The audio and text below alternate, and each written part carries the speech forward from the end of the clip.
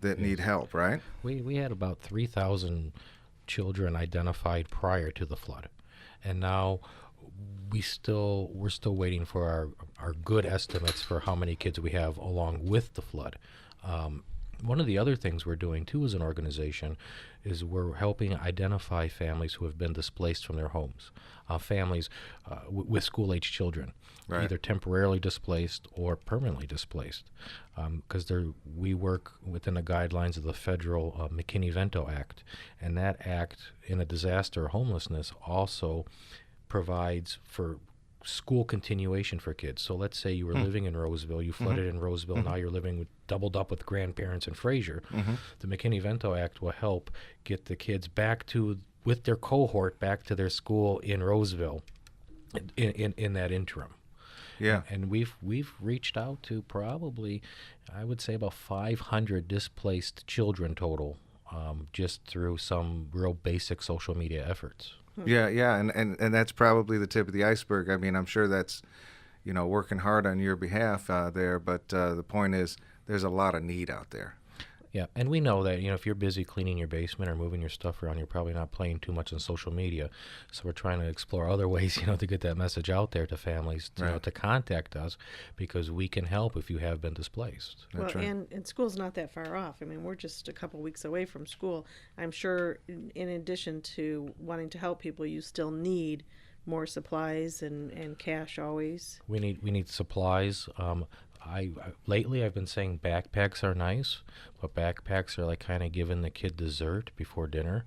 The core school supplies are the most important. The things we kind of take for granted as core supplies. Let's list them crayons again. Yeah, crayons, pencils, paper, glue sticks, scissors, the little safe scissors. Scissors are full anything paper, anything that Yeah. the kid goes through, consumables. Yeah, good point. Yeah, Those are very important right now. yeah. And then, the cash, obviously, because we do have some wholesale buying Well, let's power. talk about that for a second. American Dreamer, you're listening to Michigan Real Talk here on 92.7 FM, AM 1400, The Patriot, and we're sitting with Menachem Kniespeck, the founder and CEO of a great operation called OperationKidEquip.org. Go to the website, check it out.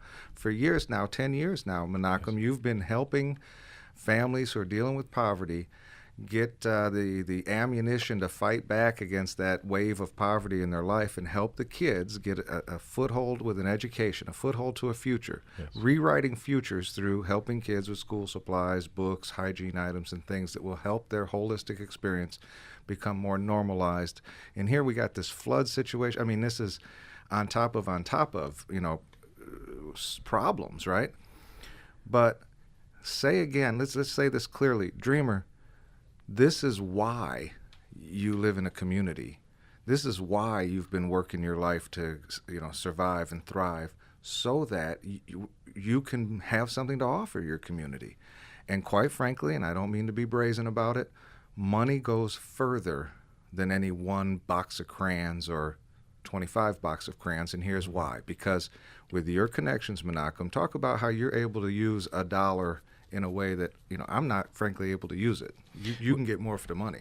With our purchasing power and with some of our corporate sponsors, donors, we can convert $1 cash into right now about $19 worth of supplies. That Wow. I'm shaking my head because it's like, oh my gosh, $1 because of your connection with suppliers and wholesale this and donors that, right? I Yes, mean, yes. corporate people, you can turn $1 into about $19 worth of, if they were buying it off the shelf. Correct. I mean, we've had situations where we may have paid $1,000 for a semi-truck that was loaded with donated materials, but there was $190,000 worth of materials on that semi-truck. Wow.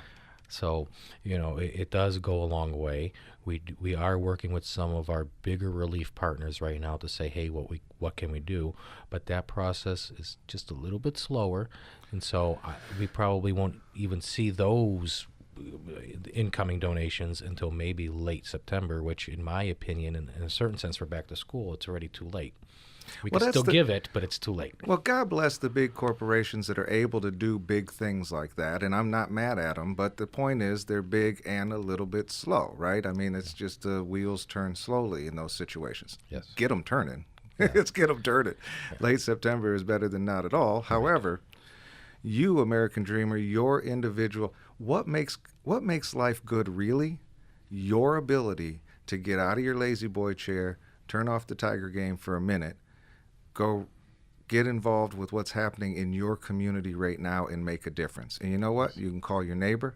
You can call your friends at these smaller organizations. Who's a part of a Lions Club or, this kind of thing, a Rotary Club, and these kinds of localized Optimist Club. These things where you have friends on, your cell phone that you can call, you can Facebook, you can text right now and get a group of people together to make a difference Yes. in your community, right? Yes, and we're all about community engagement and people getting involved.